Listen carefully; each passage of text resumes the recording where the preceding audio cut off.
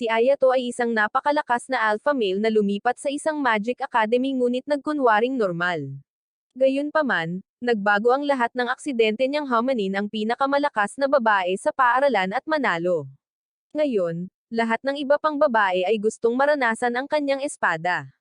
Nagsimula ang kwentong ito sa unang araw ng pasukan habang dumaan si Ayato at nakita ang isang panyo na nahulog mula sa bintana.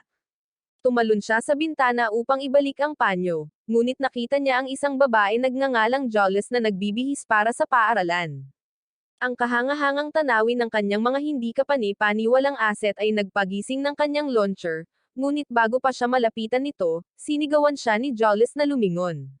Pagkatapos magbihis ni Jolles, mahinahong ibinalik ni Ayato ang panyo sa kanya, at natuwa siya dahil mahalaga sa kanya ang panyo. Lubos siyang nagpasalamat sa tulong nito, ngunit bigla siyang tinoyo at nagpas siyang atakihin siya dahil nakita niya itong nagpapalit ng damit.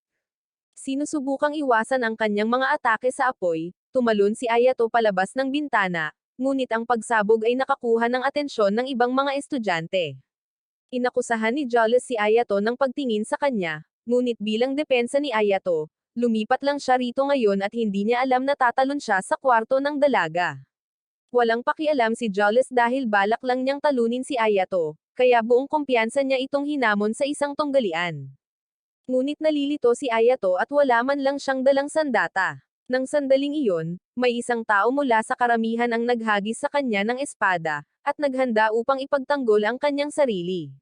Kasabay nito, nagsimula ang tunggalian, at pinaputukan ni Jolles si Ayato ng maraming apoy, na halos hindi niya napigilan. Sa kabila nito, nagulat ang mga tao sa kanyang pagganap dahil ang isang normal na taong nakikipaglaban kay Jolles ay magiging sunog na ngayon. Inisip pa ni Jolles na talagang malakas si Ayato, kaya nagpasya siyang gawin ang lahat para sa kanya gamit ang isang mabangis na atake ng fireball.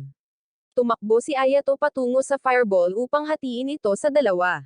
Kaya, pinasabog ito ni Jolles sa huling minuto, ngunit pinigilan ito ni Ayato. Pagkatapos ay pinabagsak niya si Jolles sa lupa, at napansin niya na ginawa niya ito upang iligtas siya mula sa isang palasong mabilis na tumutusok sa kanya. Gayunpaman, si Ayato na ngayon ang may kontrol sa kanya at nagkamaling maramdaman ang kanyang asset, na nagpaisip sa lahat ng nanunood na siya si Paulo Contes. Nagalit si Jolles at nangakong pagbabayaran si Ayato. Pero doon pumasok si Claudia, ang maganda na presidente ng Student Council, at itinigil ang tunggalian dahil hindi pa opisyal na estudyante si Ayato ng akademya. Pagkatapos noon, sinundan ni Ayato si Claudia sa kanyang opisina para makakuha ng briefing.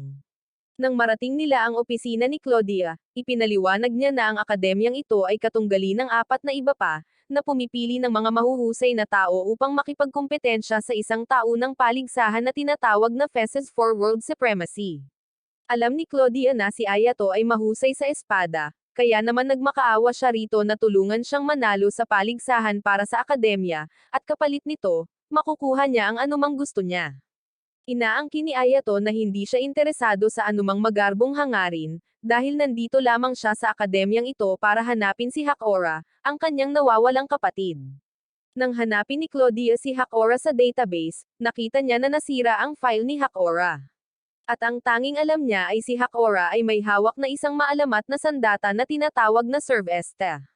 Dagdag pa niya, wala pang nakakapagpaamo sa sandata. Ngunit nang maging interesado si Ayato sa Servesta at hilingin na makita ito, nangako si Claudia na gagawin niya ito mamaya. Maya-maya, ipinakilala siya sa kanyang bagong klase at itinalaga si Jolles bilang kanyang katabi sa upuan, ngunit hindi dito nasiyahan si Jolles. Pagkatapos ng klase, sinubukan ni Ayato na paglapitan ang samahan nila sa pamamagitan ng paghiling na maging magkaibigan, ngunit tumanggi si Jolles, na sinasabing isa lang ang utang niya rito dahil sa pagliligtas niya sa kanyang buhay. Habang papalayo si Jolles, dumating si Yaboki, ang kasama sa kwarto ni Ayato, at tinukso si Ayato dahil sa pag-iwan sa kanya. Habang sabay silang lumalabas ng klase, isiniwalat ni Yaboki na si Jolles ay isang prinsesa ng isang maliit na bansa at isa siyang mahusay na estudyante na may kakaibang kapangyarihan na tinatawag na Straga. Dahil sa kuryusidad, tinanong ni Ayato kung bakit may isang prinsesa sa akademyang ito, at sinabi ni Yaboki na wala siyang ideya. Isiniwalat din niya na si Jolles ay isang sakuna sa lipunan dahil walang galang ito sa kanyang mga kaibigan at maraming beses na hinamon, ngunit nanalo ito at umakyat sa ikalimang ranggo na estudyante sa akademya. Paglabas nila, nakita nila si Jolles na kinompronta ng isang lalaking nagngangalang Lester. Kaya, nagtago sila sa kakahuyan para makita kung ano ang mangyayari. Lumabas na gusto ni Lester na labanan si Jolles, ngunit hindi siya interesado dahil 3 beses na niya itong natalo ng sunod-sunod. Sa galit na dulot ng pagtanggi, sinakmal ni Lester si Jolles ng sapilitan, na naging dahilan upang mahulog ang panyo ni Jolles. Pagkatapos lang, nagalit si Jolles habang ipinapakita niya ang kanyang tunay na kapangyarihan, na ipinaliwanag na lumalaban siya para sa isang marangal na layunin at walang oras para sa mga walang kabuluhang tunggalian. Sa wakas, nang makita siyang nasa buong lakas, nasabik si Lester sa kanyang sarili habang pinapanood ito ni Ayato ng may labis na pagkabigla. Ilang taon na ang nakalilipas, nasa masamang sitwasyon si Ayato dahil pinahirapan niya ang isang grupo ng mga lalaking nanlalait sa kanyang kapatid na babae at pinarusahan ng kanyang ama. Bagamat sa tingin ni Ayato ay makatwiran ang kanyang pagpapahirap sa mga kabataan, ipinaalala sa kanya ni Hakora na mayroon siyang napakalaking kapangyarihan at maaari niyang saktan ang sarili kung aabusuhin niya ang mga ito. Hindi naintindihan ng maliit na utak ni Ayato ang ibig niyang sabihin. Kaya, sinabi niya sa kanya na maiintindihan niya ito kapag natanto niya ang kanyang layunin sa buhay. Pagkatapos ay tinanong ni Ayato si Hakora tungkol sa kanyang layunin, at nang banggitin niya na paprotektahan niya ito kahit ano paman, sinabi niya sa kanya na paprotektahan din niya ito. Maya-maya, nagising si Ayato at lumabas para sa isang madaling araw na pagtakbo. Habang nasa daan, naalala niya na kahapon ay pinigilan niya si Lester na labanan si Jolles, at naisip ni Jolles na ito ay isang matapang na lalaki na nagpapanggap na inosente. Tinanong ni Ayato kung bakit niya gustong lumaban sa darating na paligsahan, at binanggit niya na kailangan niya ang premyong pera. Bagamat inamin niya na wala pa siyang kapareha, sinabi niya na ito ay dahil wala pa siyang nahanap na nakakatugon sa kanyang mga pamantayan. Habang inilalarawan niya ang kanyang ideal na kapareha, napagtanto ni Yabuoki na nag-iilusyon lamang siya ngunit umalis siya sa lugar dahil may gagawin ito. Nagpa siya rin si Jolles na umalis, ngunit noon ay nagtanong si Ayato ng direksyon patungo sa dorm ng lalaki, na nagpatawa sa kanya. Matapos niyang ituro sa kanya ang daan, hiniling niya sa kanya na ilibot siya sa akademya, at pumayag si Jolles dahil may utang na loob siya sa kanya. Kamakailan, tinapos ni Ayato ang kanyang pagtakbo sa umaga at tumungo sa klase. Nang batiin niya si Jolles at sumagot ito, nagulat ang lahat dahil naniniwala silang masungit si Jolles. Habang ikinakatwiran ni Jolles na hindi ito totoo, napansin ni Ayato na ang isa pa niyang katabi ay isang dating kaibigan na nagngangalang Saya. Nagulat siya nang makita siya dahil 6 na taon na ang nakalipas, ngunit napansin niya na hindi pinansin ng mga Diyos ng anime asset ang kanyang paglaki. Sinabi ni Saya na medyo lumaki na siya, at tumayo siya upang ipakita na mas matangkad siya ng ilang pulgada ngayon. Pagkatapos ay tinanong ni Ayato ang tungkol sa kanyang ama, at isiniwalat niya na ito ang dahilan kung bakit siya nasa akademyang ito. Lumalabas na ang matanda ang gumawa ng sandata niya, at gusto nitong gamitin niya ito sa paligsahan para ma-expose ito. Dagdag pa niya na nandito siya para sa personal na dahilan, pero nang tanungin ni Yabuoki kung ano iyon, sinabi niyang sekreto ito. Samantala, medyo nagseselos si Jolles dahil nagiging madaldal na si Ayato kay Saya. Kaya pagkatapos ng klase, tumungo siya sa banyo para maglagay ng mas maraming makeup. Nang matapos siya, bumalik siya at pinutol ang masayang kwentuhan ni Ayato kay Saya sa pamamagitan ng pagpapaalala dito na oras na para sa kanilang tour. Naghinala si Saya kay Jolles at nag-alok na ihatid na lang si Ayato, pero tumanggi si Jolles dahil nangako na siya kay Ayato. Ang kanilang pananalita ay humantong sa isang pagtatalo, ngunit natapos ito nang dumating si Claudia at hinawakan si Ayato, na nangakong bibigyan siya ng pribadong tour sa paaralan.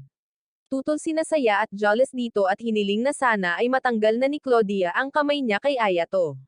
Tila nandito si Claudia para ipaalam kay Ayato na may nakatakdang pagsubok sa pagiging tugma ng armas bukas, at kailangan niyang pumirma ng ilang dokumento para makapasok.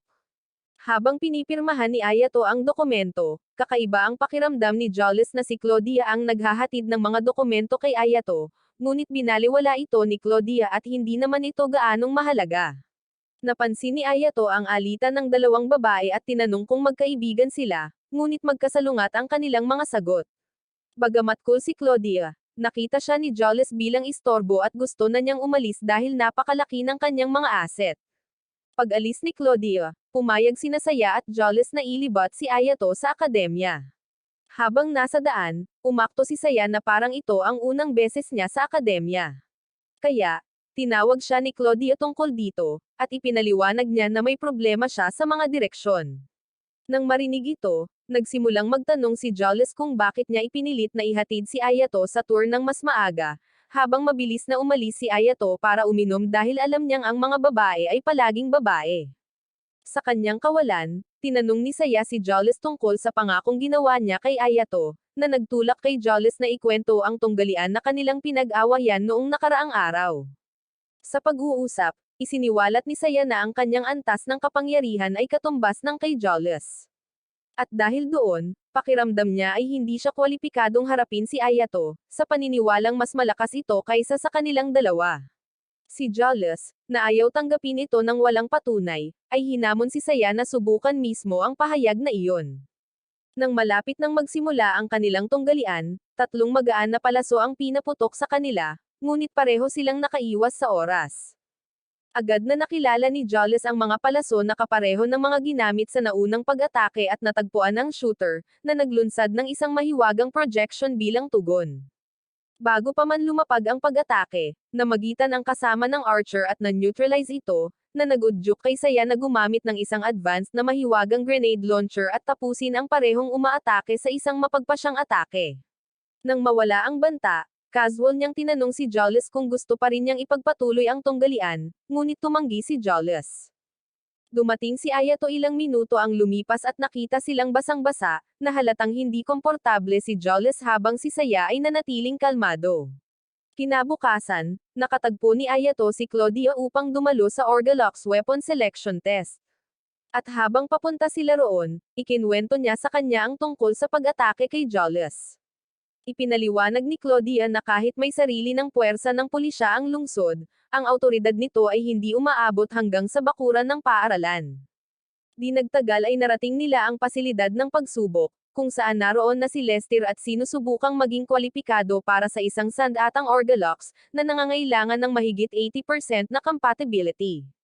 Laking gulat ni Ayato, inaasinta ni Lester ang Servresta, ang parehong sandatang gustong kunin ni Ayato.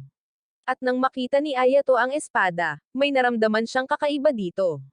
Nahirapan si Lester na gamitin ito dahil sa kanyang mababang compatibility, at habang pinipilit niya ito, lalo itong nagiging hindi matatag, at kalaunan ay itinoon ang talim nito kay Ayato. Sa una ay nahirapan si Ayato na pigilan ito, ngunit sa kanyang pangalawang pagtatangka, napigilan niya ang Servresta at itinulak ito sa lupa. Humanga si Claudia habang ang kanyang compatibility ay umabot sa 97%. Nang gabing iyon, pumunta si Ayato sa kwarto ni Claudia sa dormitoryo ng mga babae, kasunod ng kanyang kahilingan na makipagkita ng privado para sa mga detalye tungkol sa isang pabor na hiniling niya kanina. Pagpasok niya, lumabas si Claudia sa isang nightrobe, na iniwan si Ayato na lubos na gulat. Pagkatapos noon, umupo si Claudia sa kanyang kama at sinabihan si Ayato na magpakatatag, ngunit nagpasya si Ayato na manatiling nakapokus dahil tumitibok ang kanyang launcher. Diretso siya sa punto at tinanong kung bakit siya ipinatawag nito sa kanyang silid, na nag-udyok kay Claudia na ipakita sa kanya ang mga file ng ilang estudyante na napilitang umatras mula sa nalalapit na Phoenix Feste dahil sa mga pinsala. Habang sinusuri ni Ayato ang mga dokumento, napansin niya na ang kanilang mga sugat ay tumutugma sa pag-atake na natamo ni Jolles kanina, na nagtulak kay Claudia na aminin na pinaghihinalaan niya ang parehong pattern, ngunit kulang sa konkretong patunay. Pagkatapos ay isiniwalat niya na mahigpit na binabantayan ng komite ng disiplina si Lester at ang kanyang kasama na si Randy, dahil wala sa kanila ang may alibay para sa panahon ng nakaraang pag-atake. Gayunpaman, sigurado si Claudia sa isang bagay, malamang na si Jolles ang susunod na target. Sa pagbanggit sa pabor na nabanggit niya kanina, hiniling niya kay Ayato na manatiling malapit kay Jolles pansamantala, naniniwalang maaaring hindi kayang harapin ni Jolles ang isa pang pananambang ng mag-isa. Dahil sa kuryosidad, Tinanong ni Ayato kung bakit siya ang napili para sa gawaing iyon, at ipinaliwanag ni Claudia na mas napalapit sa kanya si Jolles kaysa sa iba. Nang mapansin ni Ayato kung gaano kapersonal ang ipinakitang interes ni Claudia, sumagot siya na, bilang Pangulo ng Konseho ng mga Estudyante, ang pagprotekta sa mga estudyante ng akademya ay bahagi ng kanyang responsibilidad. Nang pumayag si Ayato na bantayan si Jolles, iginiit ni Claudia na gagantimpalaan siya para dito, ngunit naisip ni Ayato na gusto nitong makipagsesyon kaya nagpa siya siyang tumakas ng mabilis. Kinabukasan, nakatagpo ni Ayato si Jolles sa labas ng paaralan, at nang makita ang kasuotan nito, sandaling natigilan si Ayato sa paghanga bago nagkomento tungkol dito, na nagpaisip kay Jolles na sulit ang makeup course. Pagkatapos ay sinimulan niya itong ilibot sa isla, simula sa arena kung saan ginaganap ang festive finals, at kalaunan ay dinala siya sa isang maliit na restaurant para sa tanghalian. Nagulat si Ayato na pipiliin ng isang prinsesa ang isang simpleng lugar, at ipinaliwanag ni Jolles na ito ay inirekomenda ng kanyang mga kaibigan. Nagulat si Ayato dahil inakala niyang isa itong loner, ngunit nilinaw ni Jolles na ang kanyang mga kaibigan ay nasa kanyang bansang sinilangan. Kalaunan, itinoon ni Ayato ang usapan sa kanyang kaligtasan at binalaan siya tungkol sa mga kamakailang pagtatangka sa kanyang buhay. Gayunpaman, tumanggi si Jolles na hayaang kontrolin ng takot ang kanyang buhay, iginiit na hindi niya hahayaang may iba pang magdikta sa kanyang kapalaran. Naputol ang kanilang pag-uusap nang dumating si Lester sa restoran at sinubukang pukawin si Jolles, ngunit sa pagkakataong ito ay humarang si Ayato at hinamon siyang gumawa ng hakbang. Bagamat malinaw na makapangyarihan si Lester, hindi natitinag si Ayato sa kanyang puot, mahinahong tumanggi na makipagdulo sa kanya at pinaalis siya kasama ang kanyang mga kasama. Nang makaalis na sila, ngumiti si Jolles at pinuri si Ayato sa kanyang kahinahunan. Paglubog ng araw, naglakad si Ayato sa kakahuyan kasama si Jolles, at habang naglalakad sila, inamin niya na tunay siyang nasiyahan sa paggugol ng oras kasama ito. Di nagtagal, napansin niya ang isang grupo ng mga estudyanteng Leywolf sa malapit at agad na napagtanto na siya ay nasa panganib. Gayunpaman, hinarap niya sila ng walang pag-aalinlangan at mabilis silang tinalo. Pagkatapos, sinunggaban niya ang isa sa mga estudyante, na madaling makilala dahil sa kakaibang estilo ng buhok nito, at tinanong siya kung sino ang nagpadala sa kanila. Inaangkin ng estudyante na hindi niya alam ang pagkakakilanlan ng mastermind, inilarawan lamang ang isang matangkad na figure na nakasuot ng itim, at pagkatapos ay itinuro ang kakahuyan, kung saan nakita niya sandali ang tao. Hindi nag-aksaya ng oras, sinugod ni Jolles ang suspect, pinilit si Ayato na sumunod, dahil siya ang inatas ang protektahan ito. Habang tumatakbo sila sa mga puno, pinaputukan ng lalaking nakaitim si Ayato ng isang palaso, ngunit nabigo itong masaktan siya, na nagbigay daan sa umaatake at sa kanyang mga kakampi na makatakas papunta sa kagubatan.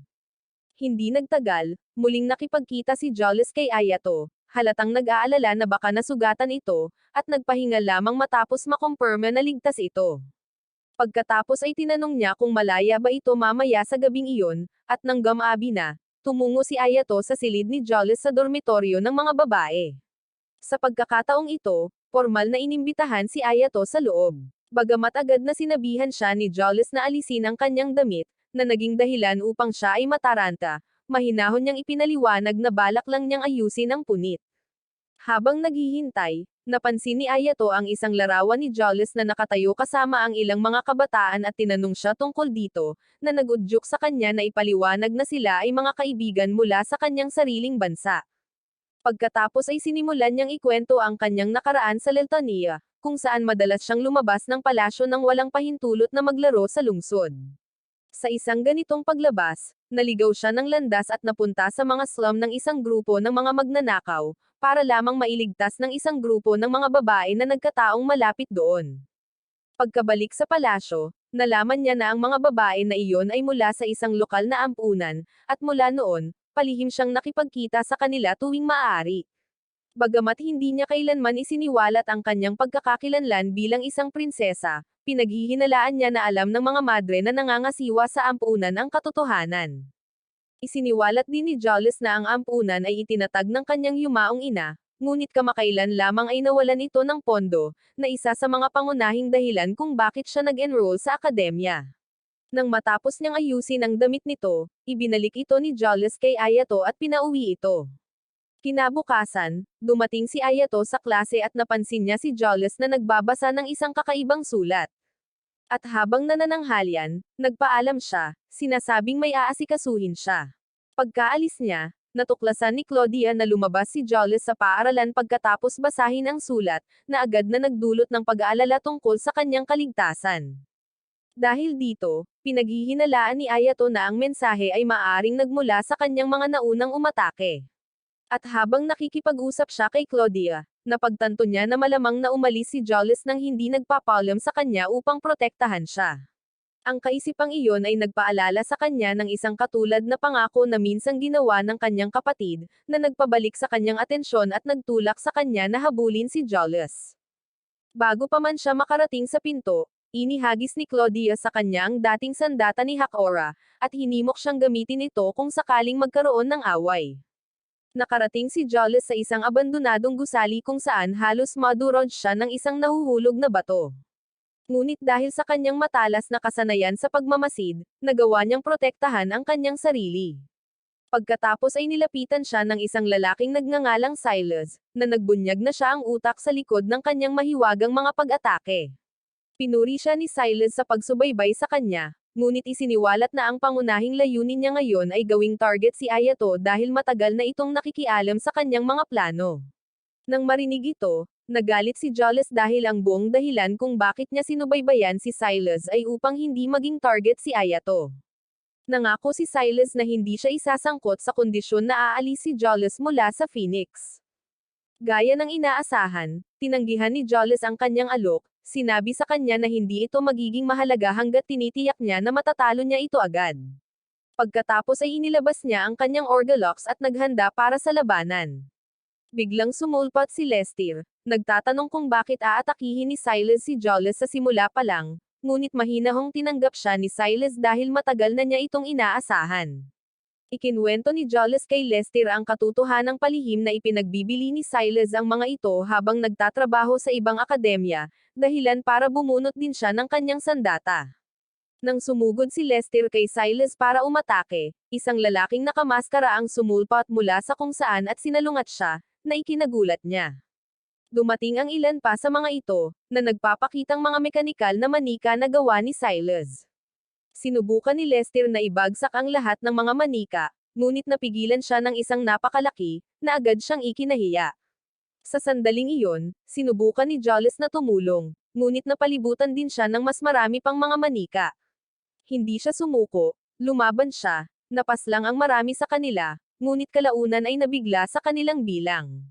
Pagkatapos ay dinakip siya ng mga manika at pinabagsak.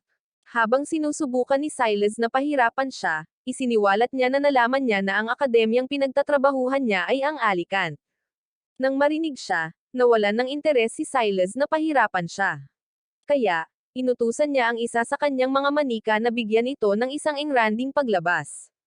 Habang naghahanda ang manika na ipadala siya sa Isekai World gamit ang isang malakas na atake, dumating si Ayato at pinigilan ito sa tamang oras. Hindi lamang niya nailigtas si Julius, kundi nilipol din niya ang lahat ng mga manika sa silid habang nag-aura farm. Nang makita siya, sinubukan siyang pag-alitan ni Julius dahil sa pakikialam sa mga gawain nito, ngunit itinuro ni Ayato na nilalabanan lamang niya ang kanyang sariling malayang kalooban. Pagkatapos ay naglabas siya ng mga random na linya tungkol sa kung paano niya laging gustong protektahan ito, dahilan upang mamula ito na parang isang 9 na taong gulang. Bigla, pinutol ni Silas ang kanilang sesyon sa pamamagitan ng pagtawag ng 100 pa sa kanyang mga manika, na agad na nagsimulang umatake sa kanila.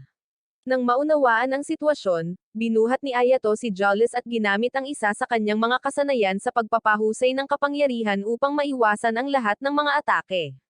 Pagkatapos ay gumanti siya, na pinaslang ang bawat manika sa silid sa isang iglap habang karga pa rin si Julius.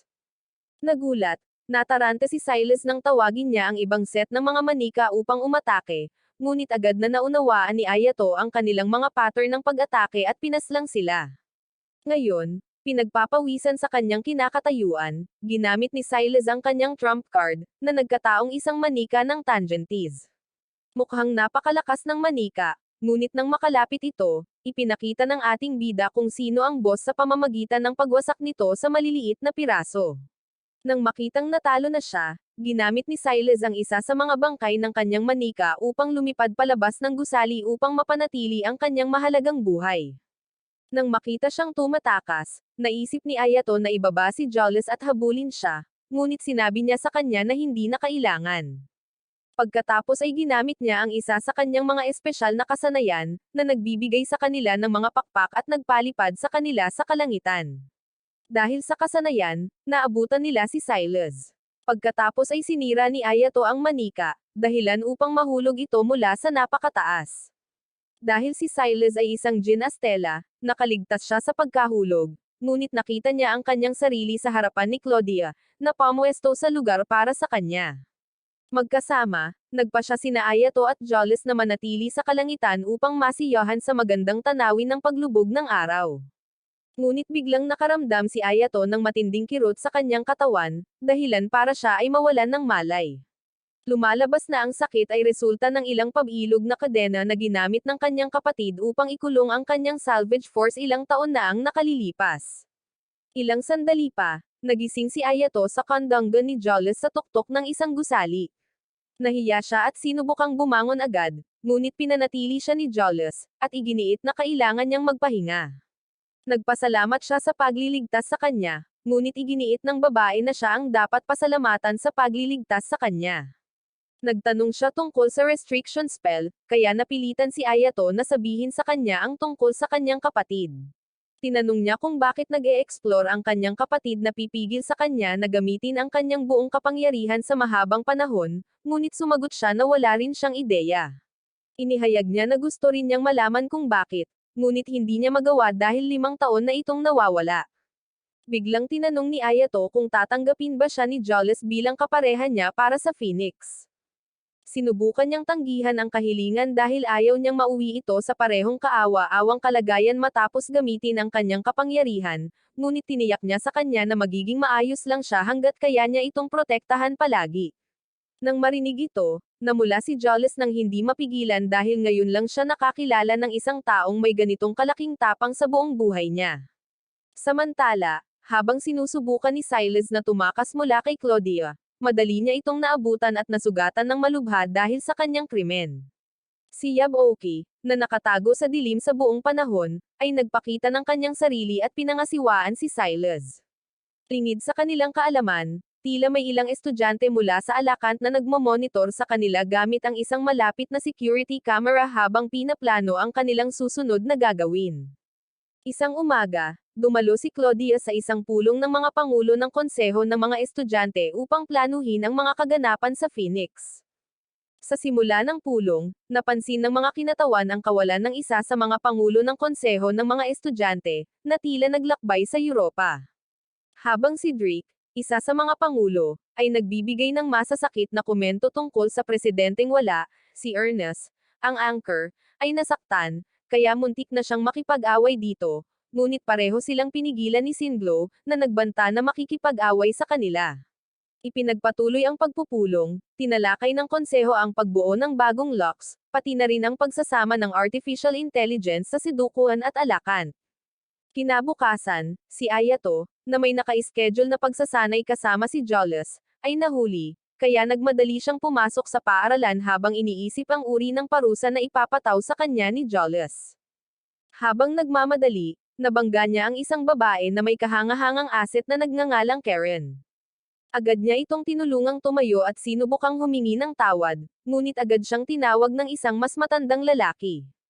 Nang araw na iyon, habang nagsasanay kasama si Jolles, binigyang diin niya ang pagsubok sa limitasyon ni Ayato upang makita kung gaano katagal siya makakatagal. Matapos maghanda ng isang konserbatibong serye ng maliliit na pag-atake, tuluyan itong naiwasan ni Ayato at sumugod sa kanya. Hindi niya alam na pinaglalaroan lamang siya ni Jolles, tulad ng inaasahan niya, aksidente siyang nakapasok sa isang patibong na inihanda niya noon, dahilan para sumabog ito sa kanya. Pero bago pa man siya magsimulang magsaya, madaling nakawala si Ayato sa sarili, ipinakita sa kanya kung bakit siya ang bida. Pagkatapos ay madali siyang nanalo sa tunggalian sa pamamagitan ng paghawak ng kanyang sandata sa kanyang blind spot. Pagkatapos ng tunggalian, bahagyang nagtampo si Julius, dahil inaasahan niyang matatalo siya sa pagkakataong ito, ngunit inalo siya ni Ayato, sinabi sa kanya na siya lang ang taong iyon. Pinuri niya ang panlilinlang na ginamit nito, sinabi sa kanya na tiyak na gagana sila sa ibang tao, ngunit hindi sa kanya. Dahil sa tunggalian, pareho nilang napagtanto na kaya lamang ni Ayato na lumaban sa kanyang buong lakas sa loob lamang ng 3 minuto. Hindi niya ito nakikita bilang problema dahil hindi niya inaasahan na maraming kandidato ang magiging sapat na malakas para itulak siya sa ganoong antas, ngunit agad na tinapos ni Julius ang kanyang kasinungalingan. Sinabi niya sa kanya na kasalukuyang mayroong mahigit 20 kandidato na mas malakas kaysa sa kanya at malamang na kayang gawin ang gawain, kabilang ang ilan sa mga pangulo ng konseho ng mag-aaral. Nang marinig ito, napagtanto ni Ayato na minamaliit lang niya ang kakayahan ng mga kalahok. Pagkatapos ay bigla niyang naalala si Ophelia, isang estudyanteng narinig niya na naging pangalawang tao sa kasaysayan na nanalo ng 2 magkasunod na Lindworm Festa. Nang banggitin niya ito, agad na nagalit si Julius, ngunit sinubukan niya itong itago. Sinabi niya kay Ayato na dahil hindi pa gaanong kilala ang kanyang mga kasanayan, maaaring maging kaalaman ng publiko na ginagamit niya ang Servesta. Pagkatapos ay iminungkahi niya na dahil hindi sapat ang kapangyarihan ng espada para makatulong, mas mainam kung gagamitin niya ito nang hindi binubuksan ang kanyang selyo. Partikular din siyang binalaan ni Julius na huwag maglibot-libot upang ipakita ang kanyang kamay sa anumang walang silbing tunggalian, dahil mayroon na lamang silang 1 buwan para sa Phoenix. Di nagtagal, sina Saya at Lester, na kamakailan lamang ay nakalabas ng ospital, ay dumating sa training room. Pagdating nila, ibinato ni Saya ang lahat ng uri ng akusasyon kay Julius, na sinasabing ikinulong niya ang kanyang sarili ng mag-isa kay Ayato para makagawa siya ng mga kakaibang bagay kasama ito, ngunit gumanti si Julius sa kanya upang ipagtanggol ang sarili. Samantala, nagpasalamat si Lester kay Ayato sa pagliligtas sa kanya noong isang araw mula kay Silas. Di nagtagal, sumama si Claudia sa kanila sa training room kasama ang 2 bagong mukha, na ipinakilala niya bilang sina Ernesta at Camilo mula sa Alacon Academy. Pagkatapos ay ikinwento niya ang tungkol sa joint venture na gagawin ng 2 miyembro. Napagtanto ni Julius na dahil hindi nila kinasuhan ang Alicant sa insidente kay Silas, nagawa nilang makuha ang kanilang teknolohikal na kolaborasyon sa Sidukan. Gayunpaman, hindi niya maintindihan kung bakit nagdala si Claudia ng 2 kinatawan. Nang tanungin niya ito, nagsalita si Erneste ng malakas, itinuro na ito ay dahil gusto niyang pumunta at makita mismo si Ayato. Sinimulan niya itong kulitin, na ikinainggit ni Saya at Julius hanggang sa puntong hinugot nila ang kanilang mga armas. Nang makita ang armas ni Saya, nalaman ni Camila na anak siya ng kilalang si Dr. Sasameya, ngunit pinuna niya ang armas, itinuro na marami itong downsides at ikinagalit ni Saya. Pagkatapos ay ikinwento ni Camila kung paano pinalayas ang kanyang ama mula sa Alacant dahil sa mga masasamang eksperimento nito. Habang sinusubukang umalis ni Camila, hiniling ni Saya na bawiin niya ang kanyang mga pahayag tungkol sa kanyang ama, ngunit tumanggi siya. Sinabi sa kanya ni Erneste na makikinig lamang si Camila sa kanya kung matatalo niya ito gamit ang sandata, at dahil malapit nang dumating ang Phoenix, inaabangan niya ang kanilang laban. Nang umalis sila, si Saya, na ayaw makipaglaban sa Phoenix noon, ay biglang nagbago ng isip dahil ito ay isang tag team tournament. Hiniling niya na si Ayato ang maging partner niya, ngunit agad siyang tinutulan ni Julius, na sinasabing naangkin na niya ito. Pagkatapos ay nagtalo ang 2 babae tungkol sa kung sino ang karapat-dapat na maging partner ni Ayato. Samantala, habang pabalik sila sa kanilang akademya, tinanong ni Camila kung ano ang iniisip ni Erneste tungkol kay Ayato, ngunit sumagot siya na kailangan pa niya ng mas maraming impormasyon bago siya magdesisyon. Doon ay naging malinaw na mayroon siyang sarili niyang plano. Habang naglalakad papunta sa klase kinabukasan kasama si Yaboki, nakita ni Ayato ang matandang lalaki mula sa huling beses na sinaktan niya si Karen, kaya napilitan siyang makialam. Pagdating niya roon, nagpakilala siya bilang si Tudo, tiyuhin ni Karen, at hiniling na huwag nang pakialaman ni Ayato ang mga usaping pampamilya. Ngunit iginiit ni Ayato na hindi tamang manakit ng babae. Nang malaman ni Tudo na may serveste si Ayato, naging interesado siya. Kaya, pumayag siyang makinig dito, ngunit sa kondisyon na matatalo niya si Karen sa isang tunggalian. Dahil sa pananakot ng kanyang tiyuhin, sinimulan ni Karen ang tunggalian, ngunit iminungkahi niya kay Ayato na tumanggi para hindi ito masaktan.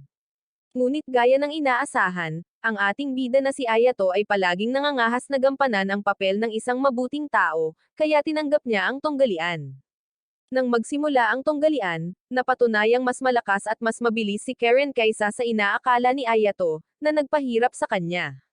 Matapos makipaglaban ng ilang sandali, napagtanto ni Ayato na malapit na siyang maubusan ng oras, kaya binago niya ang kanyang estratehiya sa labanan at nag-focus sa pagtatapos ng mga bagay sa isang atake lamang. Ngunit sa kanyang pagkagulat, naunawaan ni Karen ang kanyang estratehiya at gumanti. Ilang segundo ang lumipas, hinati niya ang simbolo ng kanyang paaralan sa dalawa, na agad na nagtapos sa tunggalian. Pagkatapos ay humingi ng tawad si Karen at muling umalis kasama si Tudo. Si Julius, na dumating malapit sa pagtatapos ng tunggalian, ay pinagalitan si Ayato hindi lamang dahil sa hayagang pagtulak sa kanyang sarili patungo sa kanyang limitasyon, kundi dahil sa pabaya na pagpasok sa isang tunggalian laban kay Karen, ang kanilang ranggong numero 1 estudyante. Matapos makalayo ng sapat sa iba pang mga estudyante, pinagalitan ni Tudo si Karen dahil sa sobrang tagal bago niya talunin si Ayato. Tinawag niya itong isang mahina ang loob na lalaki na ang tanging kasanayan ay ang paggamit ng espada, na binibigyang diin na kailangan niyang pagbutihin pa para maging totoo ang malaking plano nito. Samantala, ibinahagi ni Julius kay Ayato na galit siya, ngunit hindi dahil sa iniisip niya. Nagalit siya dahil sa kung paano ginagamit ni Tudo si Karen bilang kasangkapan.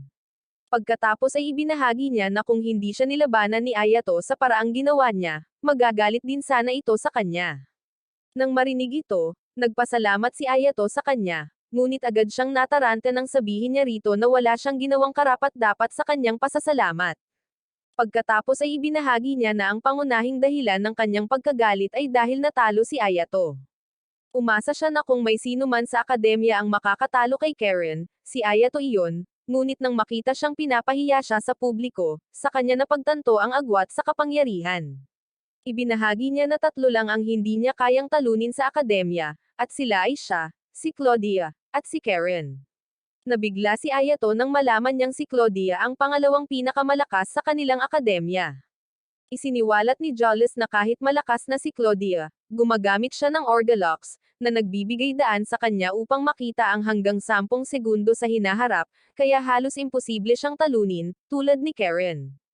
Itinuro niya na ang pangunahing pagkakaiba sa pagitan nila ay hindi tulad ni Claudia, si Karen ay hindi gumagamit ng Ogre Locks, at hindi rin siya isang Straga. Ngunit sa loob lamang ng 3 buwan, nagawa niyang mabawi ang kanyang ranggo bilang numero 1 gamit lamang ang isang Japanese sword.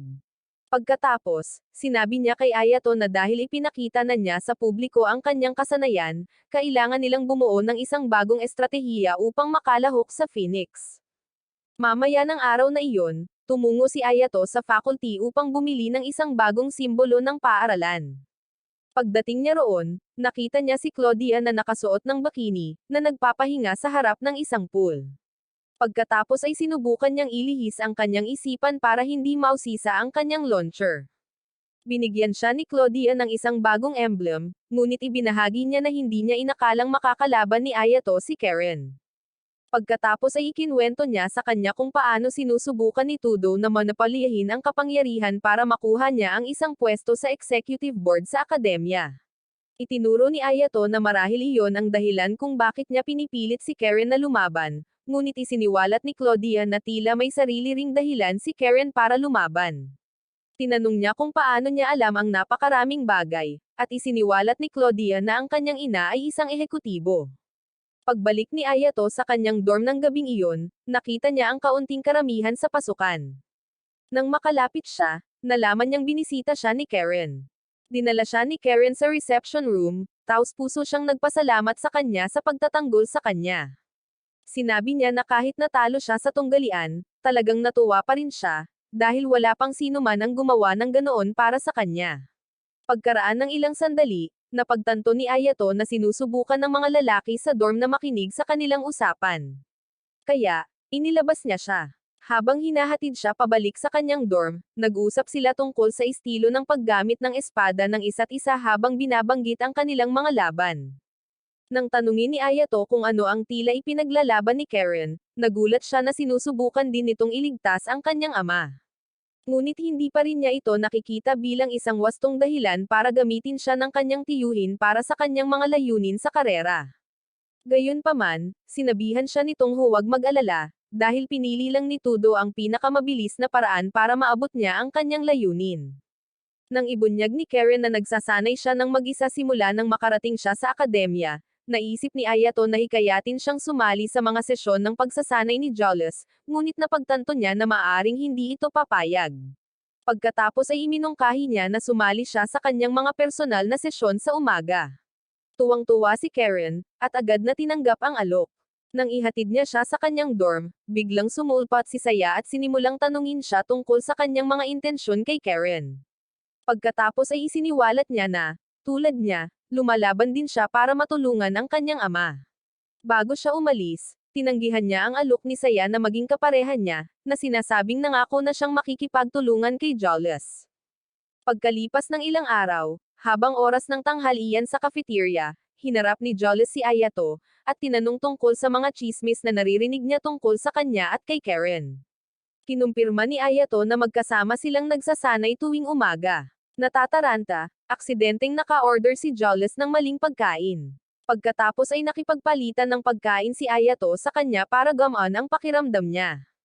Kinabukasan, habang nagsasanay si Ayato kasama si Karen, nagpa siya sina Camila at Erneste na makialam sa pamamagitan ng pagpapadala ng ilang halimaw para salakayin sila. Habang sumusulong ang mga halimaw sa kanila, ginamit ni Ayato ang kanyang sandata para patumbahin sila, ngunit may napansin siyang kakaiba pagkatapos. Ang bawat halimaw na kanyang pinutol ay nagiging slime at muling nabubuhay. Nang makita ito, nagpa siya si Karen na gumawa ng ibang paraan, hiniwa ang isa sa mga halimaw sa maliliit na piraso hanggang sa makita ang core nito. Pagkatapos ay sinira niya ang core at natalo ito. Nang makita kung paano niya napatumba ang isa sa kanila, ang iba pang mga halimaw ay mabilis na nakatakas. Nang kunin ni Ayato ang core, kinilala niya ito bilang isang nilikha ng alakant. Ngunit bago pa siya makariyak, isang kakaibang grupo ng mga halimaw ang nagpakita at nagsimulang magpaputok ng mga atake sa kanila. Sa kanilang paghahanap ng takas, pareho silang nahulog sa isang hukay.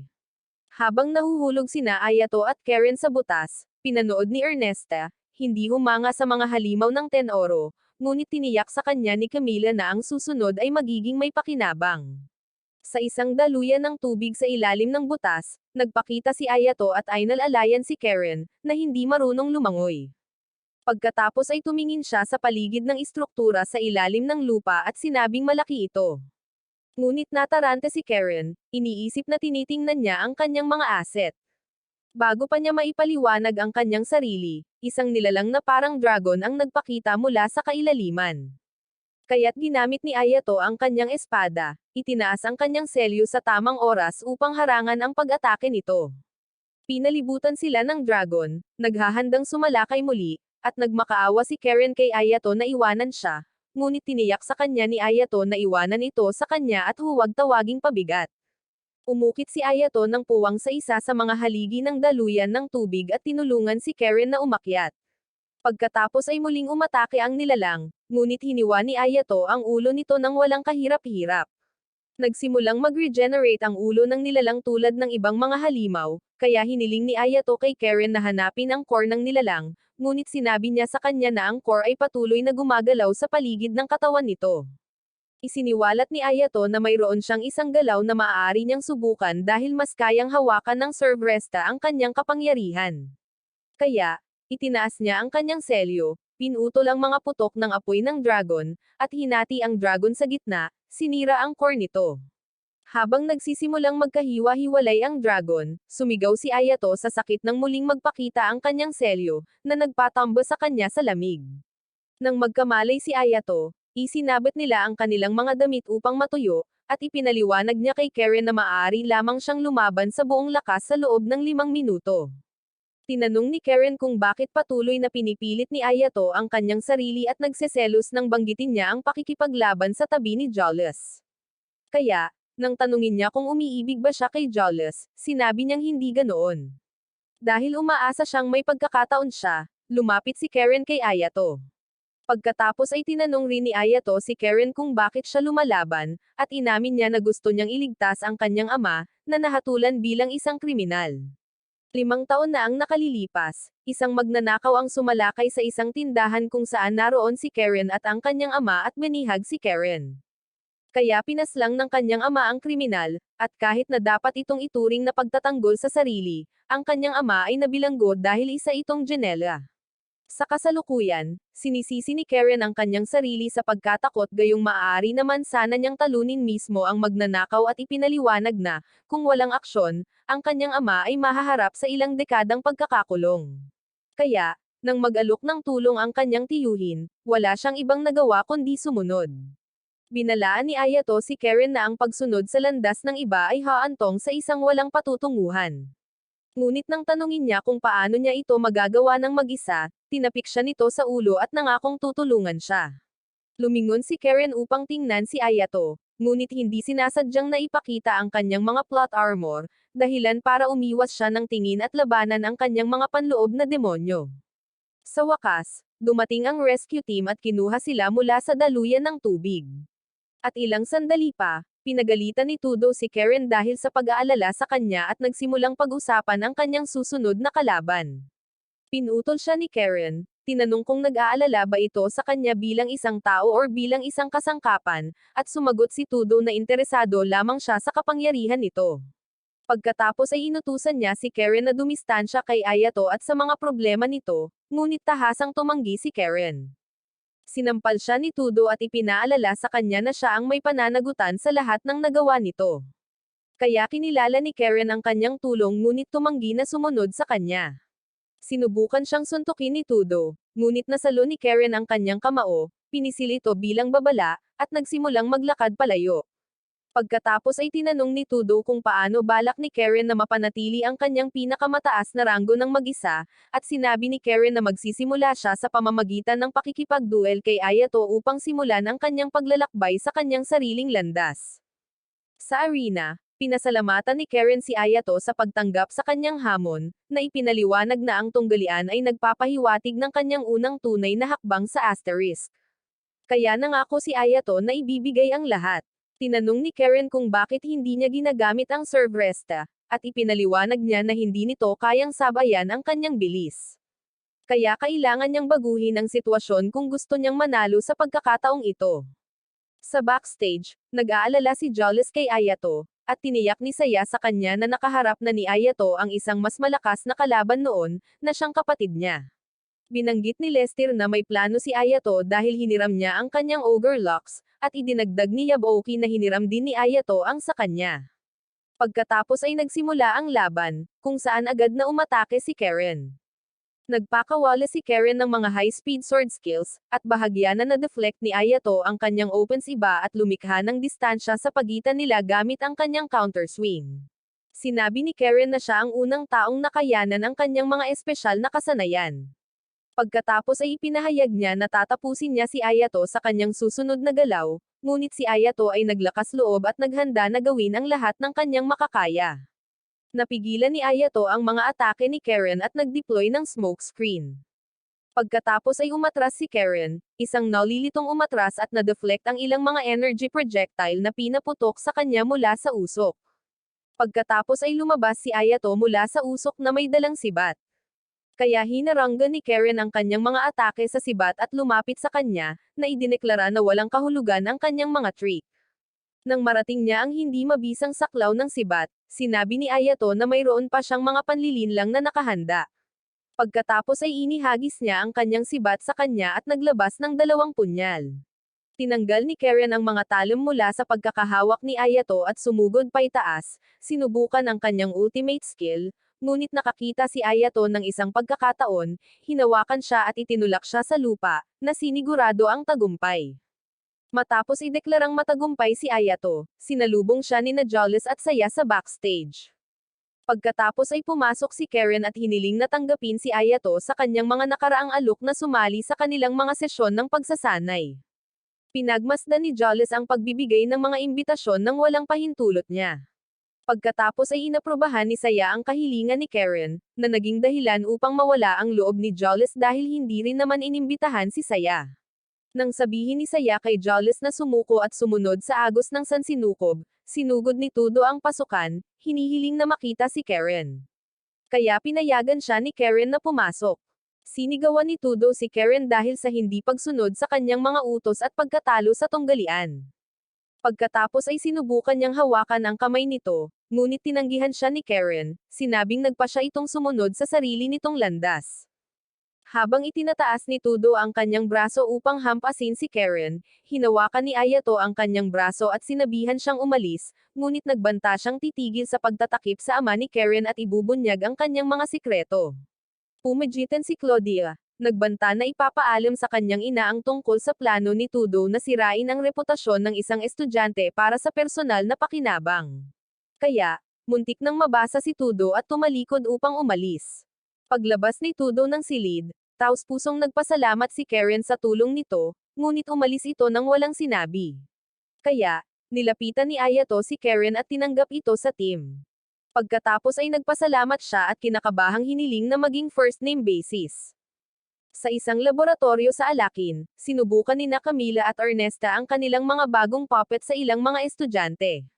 Pagkatapos ay tuwang-tuwa na binanggit ni Ernesta na kahit nawalan ng katayuan ang paksayo ng Tenorio, nakakuha siya ng datos tungkol sa labanan ni Ayato sa mga halimaw, na nagpatama sa 2 ibon gamit ang isang bato.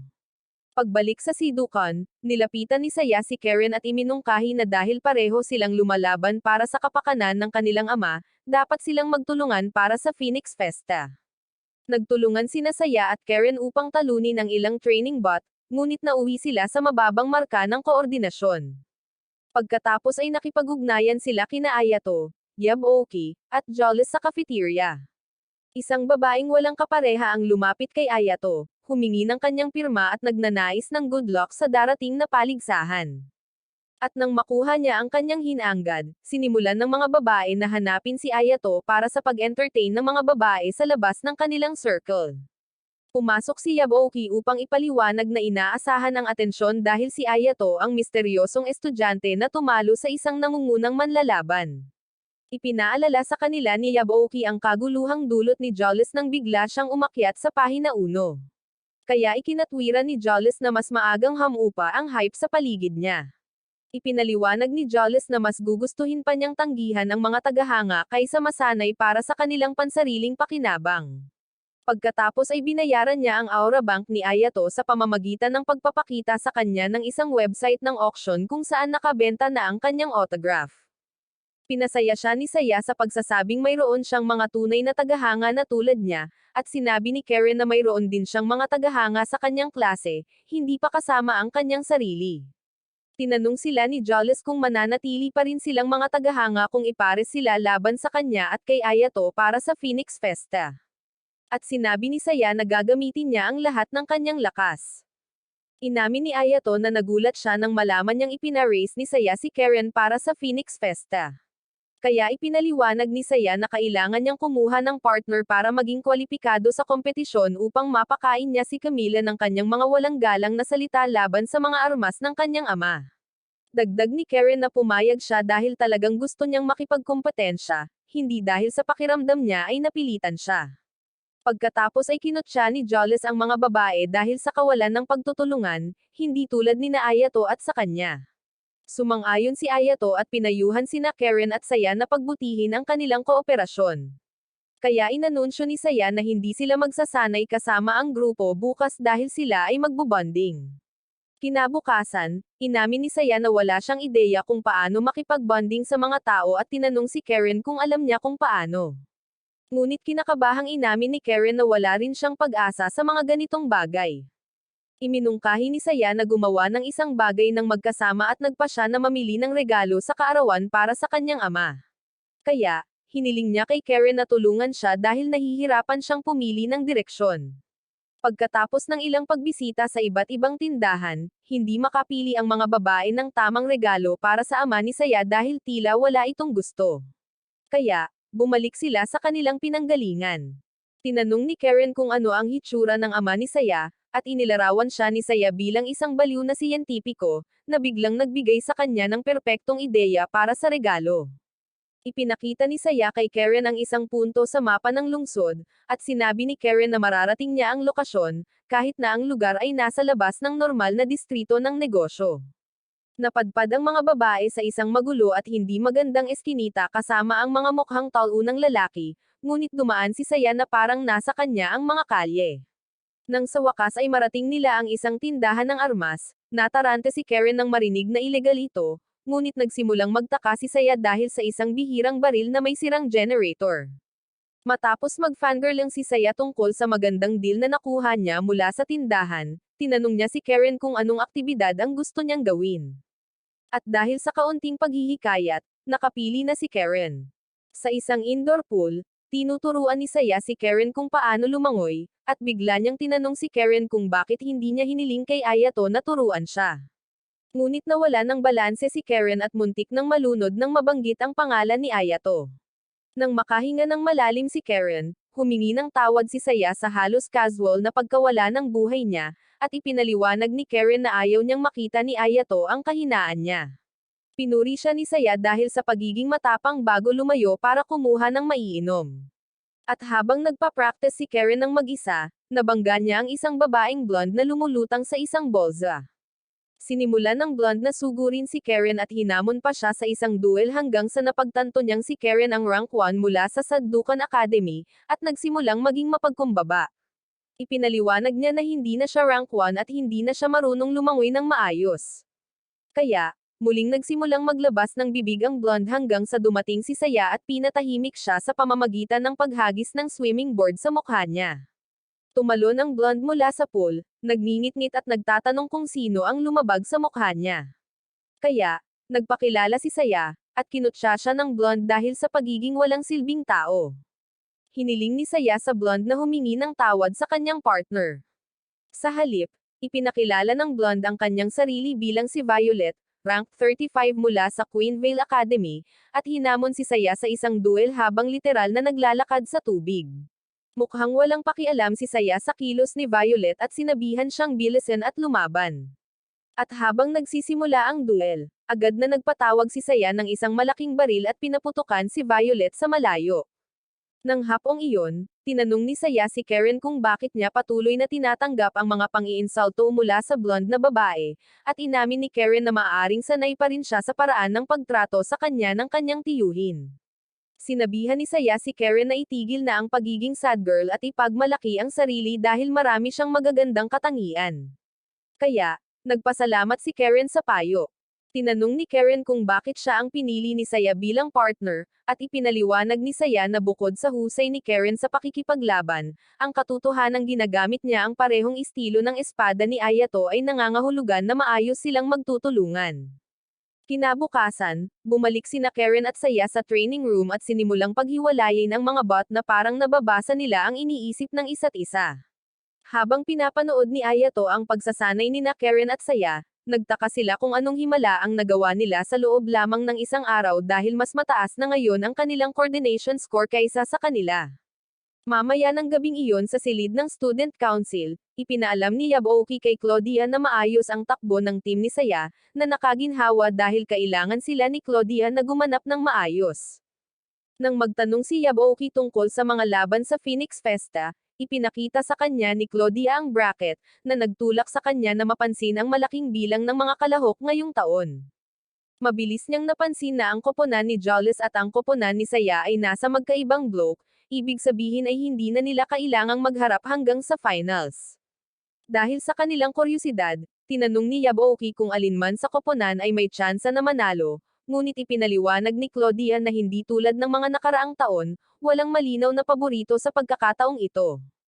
Naalala ni Yabuki kung paano naging ibang antas ang kompetisyon noong nakaraang taon, ngunit binanggit na maaaring may tsansa ang kanilang paaralan sa pagkakataong ito.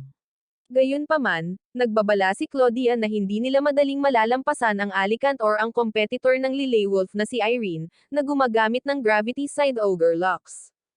Ilang araw bago ang festa, pinalaya ng Pangulo ng Konseho ng Estudyante ng Luwolf na si Drake ang isang bilanggo na may pag-aalinlangan mula sa bilangguan ng paaralan at inutusan itong makipagkompetensya sa Phoenix Festa. Inutusan niya itong alisin si Ayato sa kompetisyon bago pa maging mas malaking sakit ng ulo ang kanyang ogre locks.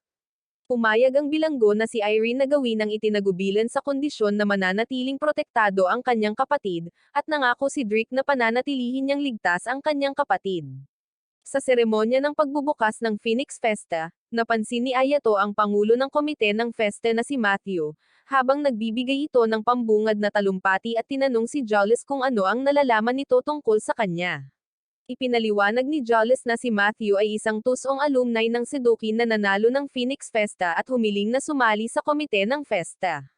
Pagkatapos ay naramdaman ni Ayato na nakatitig sa kanya si Matthew, ngunit napaisip siya kung may iniisip lang ba ito. Nag-anunsyo ang Pangulo ng mga bagong patakaran, inaalis ang pagbabawal sa mga armas ng AI at pinapayagan ang mga kalahok na magpalitan ng mga armas sa isa't isa habang naglalaro. Inaangkin ni Matthew na hindi niya sinusubukang bigyan ng kalamangan ang anumang akademya, ngunit sinusubukan niyang mapanatili ang kalidad ng mga paligsahan sa mga susunod na panahon. At pagkatapos ay sinimulan niya ang festa. Nagpasya sina Ayato at Jollis na kumain ng tanghalian dahil may oras pa bago ang laban. Pagkatapos ay nakita ni Ayato si Lester at sinubukang imbitahan siya, ngunit galit siyang tumanggi. Sinabi ni Lester kay Ayato na hindi niya sinusubukang sumali sa kanyang harem at gusto niyang makipaglaban sa kanya at kay Jollis. Pagkatapos ay binalaan niya ito na huwag matalo hanggang sa panahong iyon. Pagkatapos ay sumulpat si Saya mula sa kung saan at kumapit kay Ayato, at kinakabahang dumating si Karen na inalok si Ayato ng lunchbox. Siya at si Saya ay naghanda upang batiin siya ng good luck. Nagseselos si Jollis habang pinapanood niya si Ayato na binibigyan ng atensyon ang mga babae para sa kanilang mga kasanayan. Kaya't sumugod siya sa waiting room kaya ang iba pang miyembro ng grupo ay kailangang sumama. Pagkatapos kumain, binuksan ni Ayato ang isang live broadcast ng kompetisyon kung saan binabasa ng isang komentarista ang mga patakaran ng laro. Pagkatapos ay tinanong ni Karen ang tungkol sa mga unang kalaban nina Ayato at Jollis. Ipinaliwanag ni Ayato na ang mga kalaban ay mula sa Garinworth, at nang tanungin ni Karen kung mayroon silang plano, sinabi ni Jollis sa kanya na wala silang plano at dapat siyang manood at humanga. Ipinakilala ng mga komentarista sina Ayato at Jollis sa pagsisimula ng ikalawang laban, pinapurihan sina Ayato dahil ang Sedo ay maaaring maging isa sa mga pangunahing kaganapan. Habang abala si Ayato sa pagpipigil ng kaba, ang mga tagahanga ni Jollis ay talagang nabighani sa kanyang pagpapakilala, at hinawakan niya ang spotlight na parang isang propesyonal. Sumenyas ang auto-referee na simulan na ang laban, at nang makita ni Jollis na sumusugod ang kanilang mga kalaban, lumayo siya upang hayaang si Ayato ang humarap. Pansamantalang kumalas si Ayato mula sa kanyang selyo, inactivate ang kanyang server ogre lock sword, at pinutol ang mga badge ng kanyang dalawang kalaban sa isang iglap. Nang ayanunsyo ang panalo sa koponan, nagulo ang mga tao habang ang mga komentarista ay naghiyawan sa magarbong pagganap ni Ayato. Habang papunta sa waiting room, isiniwalat ni Jollis na hindi siya sumali sa laban para lamang maitago ang kanilang mga gawi sa pagtutulungan, at pinuri pa niya ang pag-arte ni Ayato sa kanyang seal-breaking stunt. Pagkatapos ay ipinaalala niya sa kanya na panatilihin ang parehong enerhiya sa mga panayam sa press upang ang kanilang tunay na mga baraha ay manatiling nakatago hanggang sa finals. Nakipag-ugnayan si Yabuki sa mga nanalo sa waiting room, at tinanong ni Ayato kung pumunta siya para mag-cheer sa kanila, ngunit sinabi niya na pumunta siya para sa mga kalahok sa match 3 mula sa Alakant. Natuwa si Saya, iniisip na mayroon siyang impormasyon tungkol sa Alakant, ngunit isiniwalat ni Yabuki na hinabol siya ng mga ito nang sinubukan niyang kumuha ng impormasyon tungkol sa kanila. Pagkatapos ay sinabi ni Yabuki na mas mabuting makita na lang sila ng personal, ngunit alam ni Jollis na gusto lang niyang sumama para makapasok siya gamit ang kanilang contestant pass. Ibinalita ng mga komentarista ang pagdating ng mga kalahok sa Alicant, na mga AI puppet, sa ring. Pagkatapos ay nagbigay sila ng buod tungkol sa mga combat puppet hanggang sa makatanggap sila ng impormasyon tungkol sa mga AI puppet na ipinadala sa kanila ni Ernesta. Sa backstage, galit na galit si Camila kay Ernesta dahil sa pagbuhos ng impormasyon tungkol sa mga puppet, ngunit ipinagkibit-balikat lang ito ni Ernesta, ipinaliwanag na ayaw niyang may magreklamo na nanalo lang sila dahil sa biglaang pagbabago ng patakaran. Kahit nag-aalala si Camila na baka masira ang laban dahil sa paglabas ng impormasyon, tumawa lang si Ernesta at nangakong tapos na ang kanilang panalo. Inihayag ng mga komentarista sa mga manunood na ang mga puppet sa loob ng ring ay mga bagong modelo na nagngangalang RT at Rimzy at kakatawan sa mga kalahok sa Alicante sa buong panahon nila sa Phoenix Festa.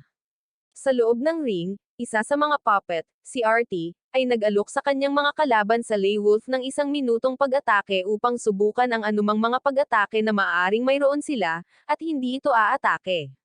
Nakaramdam ng paglabag ang mga kalahok sa Wolf at naghanda na baliin ang mga binti ni RT, ngunit natigilan sila nang paputukan si RT sa ulo ng kanyang kasamahan sa puppet na si Rimzy.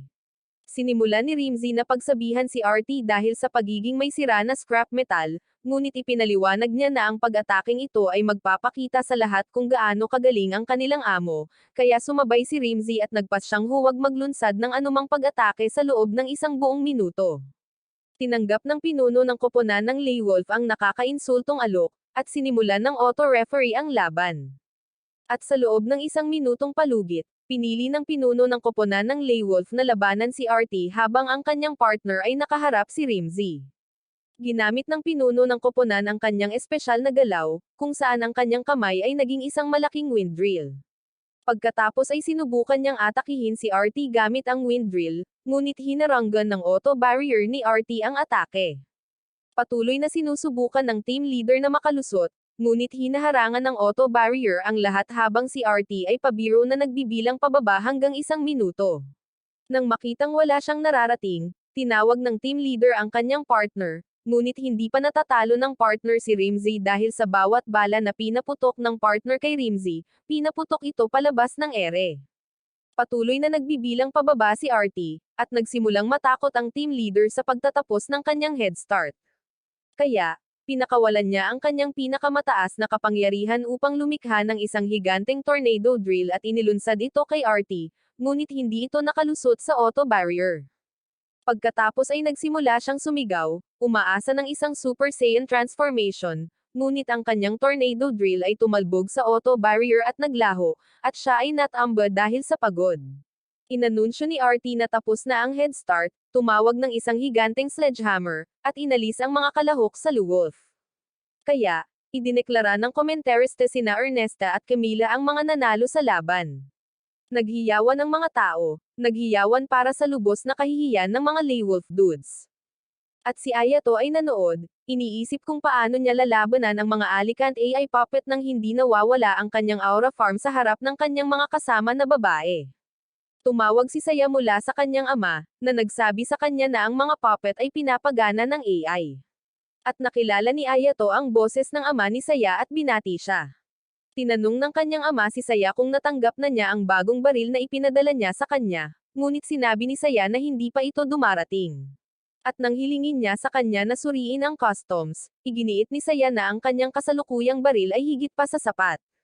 Pagkatapos ibaba ang telepono, nagpaalam si Saya upang suriin ang customs gaya ng mungkahi ng kanyang ama, at sabik na sumama si Karen. Pagkatapos ay sinabi ni Yabuoki kina Ayato at Jolles na gusto niyang palihim na pumasok sa press conference ng nagwagi para sa impormasyon. Nang wala na ang lahat, nagpa siya sina Ayato at Jolles na magsanay. Samantala, sa waiting room ng Alicante, tuwang-tuwa na pinupuri ni Ernesta ang kanyang mga puppet para sa kanilang pagganap. Yumuko si Rimzy kay Ernesta at nagpasalamat sa kanya para sa mga magagandang salita, hinihiling na magpakita siya ng wastong paggalang sa kanilang master.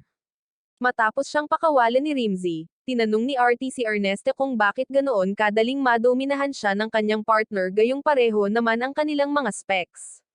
Sinabihan siya ni Ernesta ng isang linya, na sinasabing hinubog siya ng mga lalaki na nag-o-optimize ng kanilang enerhiya habang ang mga babae ay gumagana sa pinakamataas na output, ngunit ang totoo ay nagsisinungaling si Ernesta dahil si Rimzy ang nagsisilbing built-in limiter niya. Habang papunta sila sa arena, huminto sina Ayato at Jolles upang imbestigahan ang isang away sa kalye, kung saan nakilala ni Jolles ang manlalaban bilang si Irene, isang estudyante mula sa Page 1 Nanogram Lay Wolf. At matapos patumbahin ang kanyang huling kalaban, nakita ni Irene ang mukha ni Ayato at naglakad patungo sa kanya, nakangiti na parang isang serial assassin. Nakatayo si Jolles nang may proteksyon sa harap ni Ayato at tinanong si Irene kung ano ang kinalaman niya rito, ngunit sinabihan ni Irene si Jolles na mag-hiking dahil wala siyang interes dito. Nang magbabala si Jolles na ang pakikipaglaban sa kalye ay pabaya at maaaring magdulot ng diskwalipikasyon sa kanya sa Phoenix Festa, sumugod si Irene at ginamit ang kanyang ogre locks, na napilitan sina Jolles at Ayato na sumugod paatras ng walang pag-iingat. Habang aatake ulit si Irene, isang boses ang tumawag at halatang kinabahan siya. Pagkatapos, nagpakita si Priscilla, ang minamahal na nakababatang kapatid ni Irene, at humingi ng tawad sa grupo dahil sa ginawa ng kanyang kapatid. Pinilit ni Priscilla si Irene na humingi ng tawad at nangakong papagalitan siya ng maayos mamaya. Kaya matapos kaladkarin ni Priscilla ang kanyang kapatid palayo, binanggit ni Jolles ang limitadong impormasyong ibinigay ni Claudio tungkol sa magkapatid na duo. Tinanong ni Ayato kung bakit pinoprovoke ni Jolles si Irene kanina, kaya ipinaliwanag ni Jolles na malinaw na pinuntirya ni Irene si Ayato dahil hindi niya pinansin ang lahat. Dagdag pa ni Jolles na ang Luwolf Academy ay may reputasyon sa mga kaina-hinalang gawain at maaaring may pakana laban sa sedukan. Pagkatapos ay nakatanggap sila ng alerto na magsisimula na ang laban nina Karen at Saya.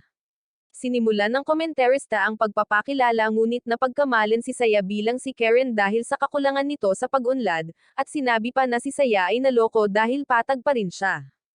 Habang nagsisimulang pagtawanan ng mga manunood si Saya, nakatayo lang siya roon at nag-iisip kung dapat ba niyang gamitin ang mga manunood para sa pagsasanay sa target. Nagsimula ang laban, at agad na pinili ni Karen ang mas maikling kalaban para makipaglaban sa isang mabilis at malapitang labanan.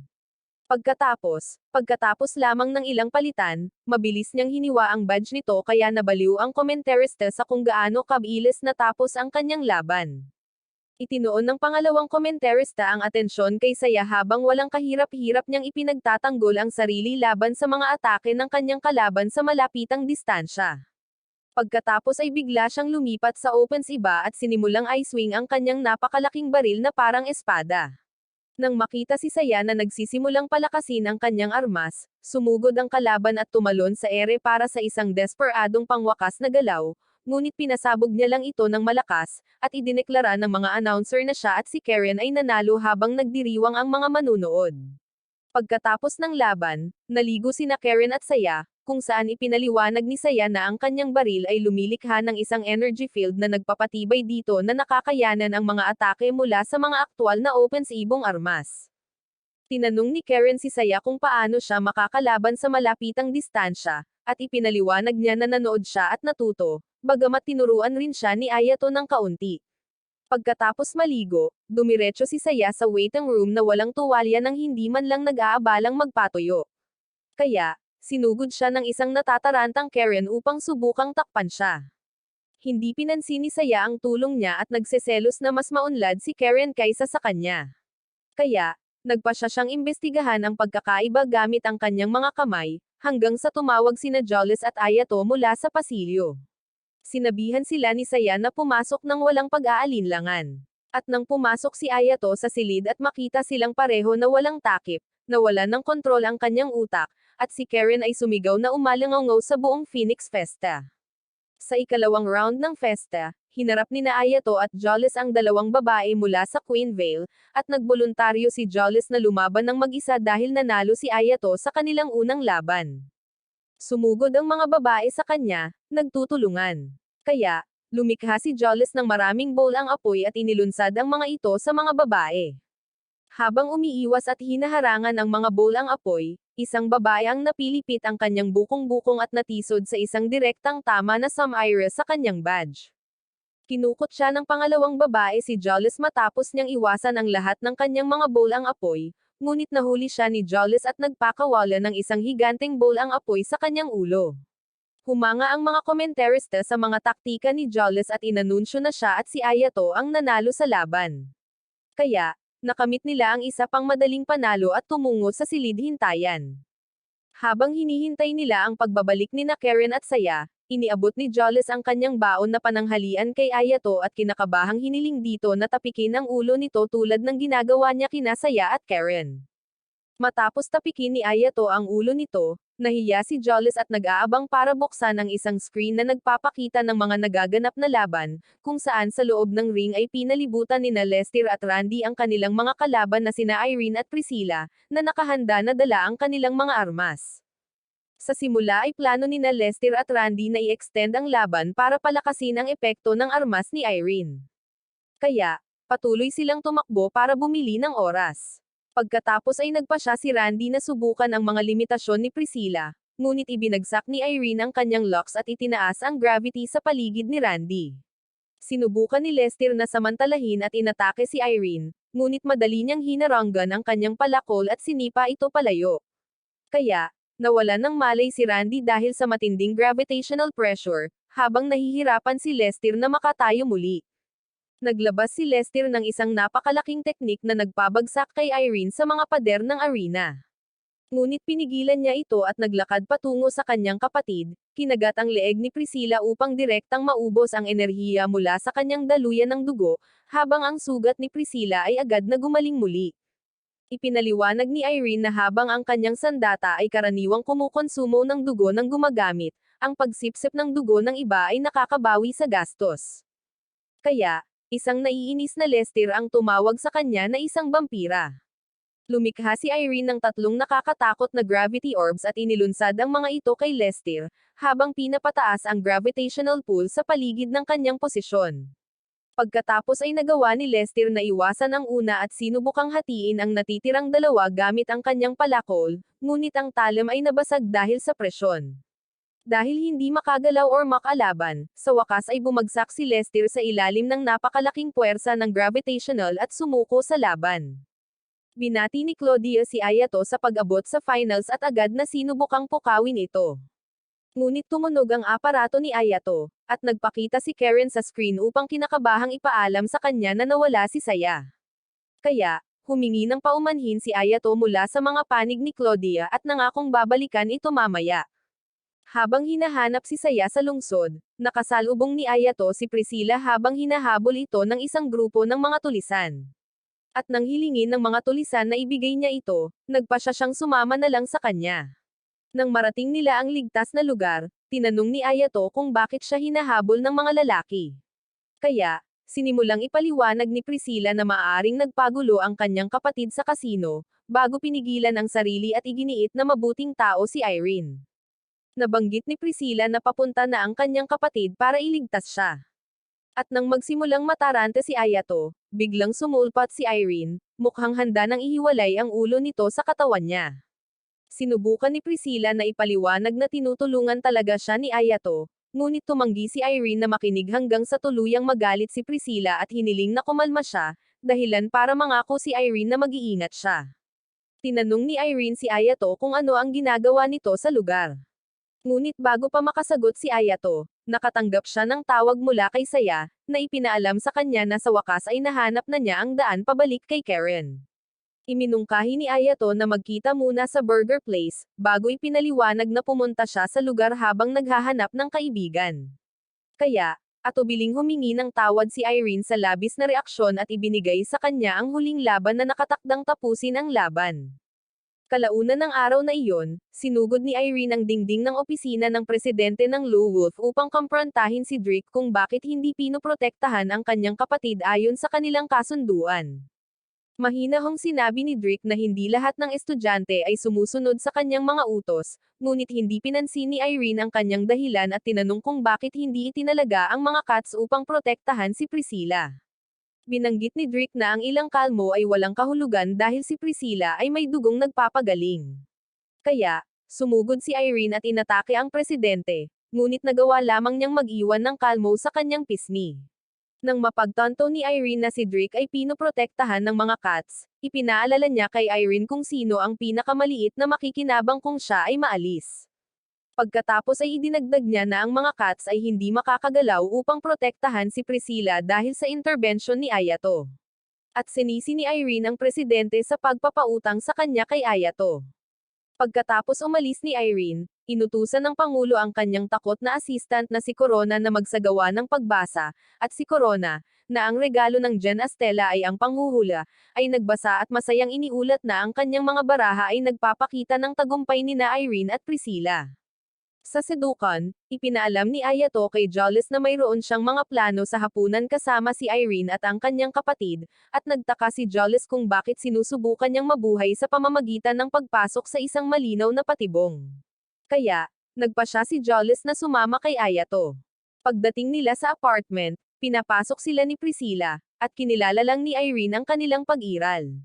Kaya, nagsimulang magtalo sina Jolles at Irene hanggang sa pumasok si Priscilla sa silid dala ang pagkain. Habang kumakain, ipinagmalaki ni Irene ang luto ni Priscilla na parang siya ang naghanda nito. Pagkatapos ay pinuri ni Ayato ang kanilang bahay, at sinabi ni Irene na maginhawa ito dahil malapit ito sa kasino. Pagkatapos ay isiniwalat ni Irene na naglalaro siya ng walang kabuluhan dahil kailangan niya ng maraming pera. Ngunit tinanong ni Jolles kung bakit hindi na lang siya manalo ng pera mula sa Phoenix Festa. Habang palabas ng silid si Priscilla, isiniwalat ni Irene na nanghiram siya ng malaking halaga ng pera kay Drake at sinusunod ang utos nito na dahan-daang bayaran ang utang nito, at ang kontrata nito ay nagbabawal sa kanya sa pagsali sa festa. Pagkatapos ay tinanong ni Jolles kung bakit siya kasalukuyang nasa festa, at isiniwalat niya na inutusan siya ni Drake na tapusin si Ayato dahil ang kanyang ogre locks na si Revesta ay isang banta at gusto niya itong sirain. Tinanong ni Jolles si Irene kung bakit ganoon na lang ang gagawin ni Drake sa isang simpleng sandata, at ipinaalam sa kanya ni Irene na ayon sa narinig niya mula kay Drake, nakakita siya ng ibang taong gumagamit ng parehong ogre locks. Biglang naalala ni Ayato ang sinabi ni Claudio tungkol sa pagkawala ng kanyang kapatid at pinag-ugnay ang mga tuldok. Kaya, nagpasalamat siya kay Irene para sa impormasyon, at pumasok si Priscilla sa silid na may dalang mas maraming pagkain. Pagkatapos ng hapunan, humingi ng tawad si Priscilla kina Ayato at Jolles para sa pangkalahatang kawalan ng magandang asal ng kanyang kapatid. Ngunit sinabi ni Jolles na hindi mahalaga dahil ang kanilang mga koponan ay maglalaban bukas. Binanggit ni Priscilla na nagpapasalamat siya na lumalaban ang kanyang kapatid para sa kanya at gagawin niya ang lahat para makatulong. Ngunit si Irene ay nagiging mas nakakatakot at naiiba sa bawat oras na ginagamit niya ang kanyang ogre locks. Nahuli ni Priscilla ang sarili at humingi ng tawad sa labis na pagbabahagi. At habang pauwi sina Jolles at Ayato, tinanong niya kung nagkakaroon ba siya ng hindi kinakailangang awa dahil sa narinig nito. Inamin ni Ayato na maaaring iniisip niya ito. Kaya, ipinaalala niya sa kanya na kailangan nilang baliwalain ang anumang malungkot na kwentong narinig nila at tumuon sa pag-abot sa finals. Pagkatapos maghiwalay para sa kanilang mga dorm, nagpa siya si Ayato na bisitahin si Claudia. Nang papasukin si Ayato sa bahay ni Claudia, bigla siyang nabaliw at inatake si Ayato. At nang malapit na niya itong tapusin, tinawag siya ni Ayato at nabawi niya ang kontrol. Humingi ng tawad si Claudia sa halos pagkawala ni Ayato, at nang tanungin siya ni Ayato kung ano ang nagpabaliw sa kanya, nangako si Claudia na sasabihin sa kanya kung papayag siyang sumali sa kanyang tag team sa Griffin Festa sa susunod na taon. Tinanggap ni Ayato sa kondisyon na isasama rin si Jolles. Kaya, sinabi ni Claudia na kahit na ang tugon niya ay nakakaramdam ng selos, balak na niyang isama si Jolles dahil hindi niya maaaring ibunyag ang kanyang mga sikreto sa sinuman sa labas ng kanyang koponan. Nakita ni Ayato ang sandata ni Claudia na kumikinang, at tinanong niya kung nakaranas na ba ng kasawian si Ayato dati, pagkatapos ay ipinagpatuloy ang pagpapaliwanag na nakaranas na siya ng kasawian ng mahigit 1,000 beses dahil pinipilit ng kanyang sandata ang gumagamit nito na makaranas ng ibang uri ng kasawian sa bawat panaginip. Dagdag pa ni Claudia na ang mga dating gumagamit nito ay hindi tumagal ng 3 araw gamit ang sandata, at iyon ang dahilan kung bakit walang sino man ang nakakabisado sa makapangyarihang kakayahan nito sa paningin sa hinaharap. Tinanong ni Ayato kung bakit niya tinitiis ang sandata, at sinabi niya na nagawa niyang umangkop sa mga kakilakilabot na karanasan sa kasawian. Ngunit nang hindi siya nasiyahan sa kanyang paliwanag, ipinaliwanag ni Claudia na kailangan niya ito upang makamit ang kanyang pangarap. Tinanong ni Ayato si Claudio tungkol sa kanyang pangarap, ngunit sinabi niya sa kanya na ito ay isang sikreto. Kaya, binago niya ang usapan para tanungin ang mga saloobin nito tungkol sa ogre locks ni Irene. Ipinaliwanag ni Claudia na ang bawat Ogre Lux ay may kanya-kanyang personalidad at habang ang kanyang Cereverista ay nakikipagtulungan, ang Gravy side ni Irene ay tila mapanganib. Nagpasalamat si Ayato kay Claudia para sa pananaw at aalis na sana nang tuksuhin niya na malugod siyang tinatanggap na matulog dito. Ngunit si Ayato ay labis na nalulumbay para mag-isip ng anumang ideya. Kaya, nais na lang niya itong swertehin sa kanyang laban bukas. Ilang taon na ang nakalilipas, sa isang rehiyong sinalanta ng digmaan, si Priscilla ay nadurog ng gumuhong kisame at dinala sa ospital, ngunit nakaligtas siya dahil sa kanyang natutulog na kakayahan sa pagre-regenerate. Nang kumalat ang balita tungkol sa mga kakayahan ni Priscilla, binayaran ng ilang mga kainahinalang lalaki ang kanyang mga magulang upang kunin siya. Ngunit kinuha ni Irene si Priscilla at tumakas mula sa bahay. Habang sila ay walang tirahan, dumating si Drake at ibinigay kay Irene ang Gravy side na Ogre Lux. At nang ma-unlock niya ang mga kapangyarihan nito, sinabihan ni Drake si Irene na humingi ng kahit anong gusto niya kapalit ng kanyang kapangyarihan. Sa araw ng huling laban, ginaising ni Priscilla ang kanyang kapatid mula sa kanyang bangungot at ipinaalala sa kanya na malapit na silang tawagin sa arena para lumaban. Kaya, naghanda si Irene at sinabing dapat silang magporsigi mula sa simula. Sinipsip ni Irene ang dugo ni Priscilla upang palakasin ang kanyang lakas. Pagkatapos, niyakap ng dalawang babae ang kanilang mga sarili sa huling pagkakataon bago tumungo sa arena. Samantala, ibinahagi ni Ayato kay Jolles ang isang plano na gusto niyang subukan. Pagkatapos, habang naglalakad papunta sa arena, ipinaalala ni Jolles kay Ayato na ang kanyang layunin ay manalo sa kompetisyon kahit sino pa ang kanyang kalaban. Dagdag pa ni Jolles na wala siyang pinipiling paraan kung paano siya mananalo at susunod siya sa plano ni Ayato dahil kailangan niyang isaalang-alang ang kagustuhan ng kanyang partner. Kaya, pinasalamatan ni Ayato si Jolles sa pakikipagtulungan sa kanya, at pumasok ang mga partner sa arena. Nabaliw ang mga tao habang sinasalubong ng mga komentarista ang mga pares sa ring. Pagkatapos ay inactivate ni Jolles ang kanyang sandata, at ginawa ni Ayato ang kanyang pag-arte upang bitawan ang kanyang constrictive seal at i-activate ang kanyang Cereverista. Pinalakas ni Irene ang kanyang Gravy side at binalaan sila na gagawin niya ang lahat, at sinimulan na ng mga komentarista ang laban. Gumawa si Jolles ng maraming fire disc at inilunsad ang mga ito patungo kay Irene, ngunit hinaranggan sila ni Irene at sinalungat ang atake ng espada ni Ayato. Pagkatapos ay nagpalitan sina Ayato at Irene ng matinding atake sa isang malapitang labanan ng espada, ngunit napansin ni Irene na hindi siya makasabay. Nagpaputok si Jolles ng mas maraming fire disc habang sumusugod si Ayato ng sabay, ngunit naiwasan ni Irene ang mga atake. Pagkatapos ay pinuri niya ang kanilang pagtutulungan at sinabing ang kanyang kapangyarihan ay nagmumula rin sa pagtutulungan nila ni Priscilla. Sinubukan ni Irene na dagdagan ang gravity pull sa paligid ni Ayato, ngunit tumalon ito palayo at inutusan si Jolles na ipagpatuloy ang kanilang mga coordinated na atake, ngunit tinakpan ni Irene ang kanyang sarili at si Priscilla ng isang malakas na harang at muling nire-recharge ang sarili gamit ang dugo ng kanyang kapatid.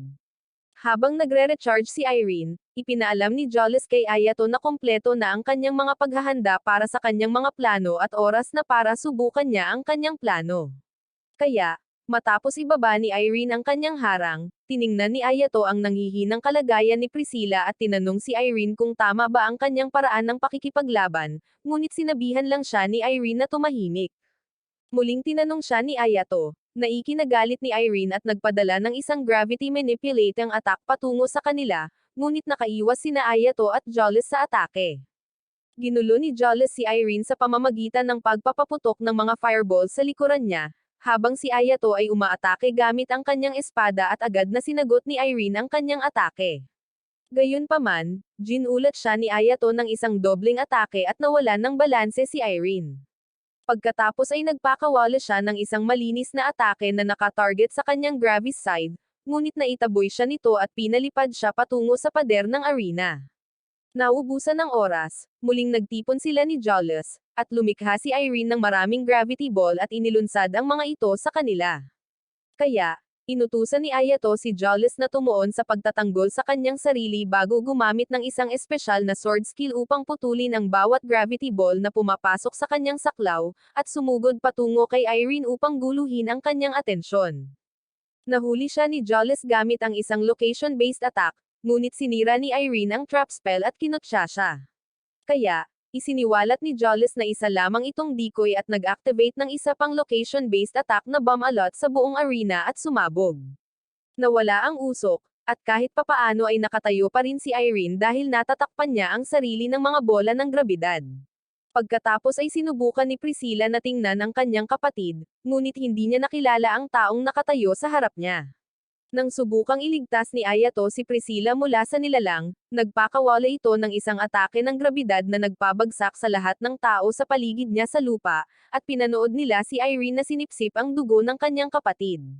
Sinabi ni Ayato kay Jolles na sinakop na ng grabidad ang isip ni Irene, at kailangan nilang iligtas si Priscilla bago mahuli ang lahat.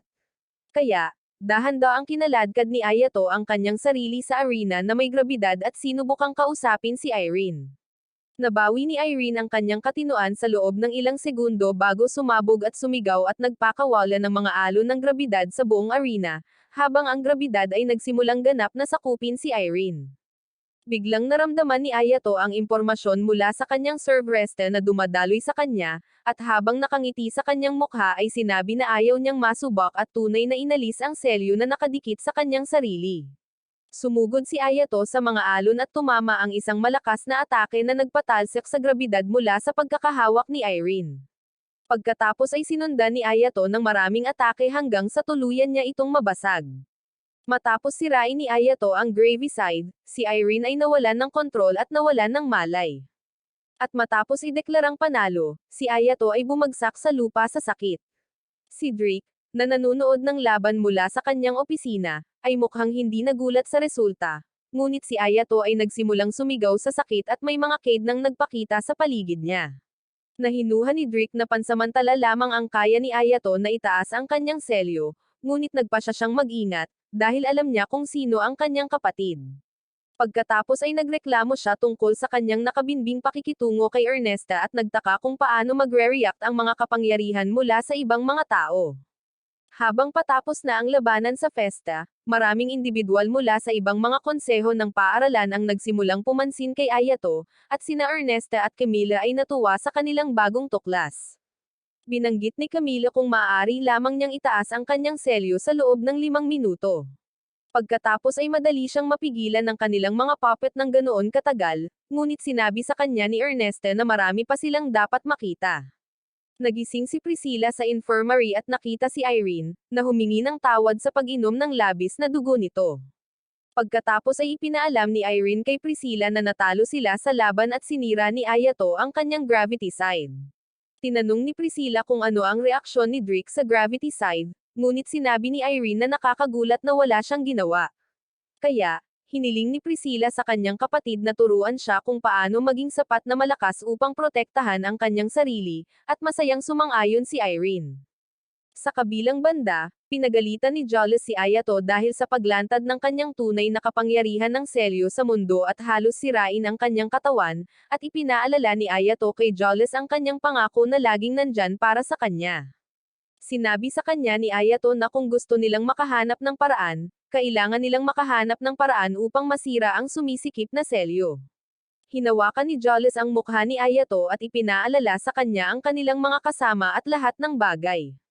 At nang malapit na niya itong ikis, biglang pumasok sa kwarto ang iba pang mga babae para kumustahin siya.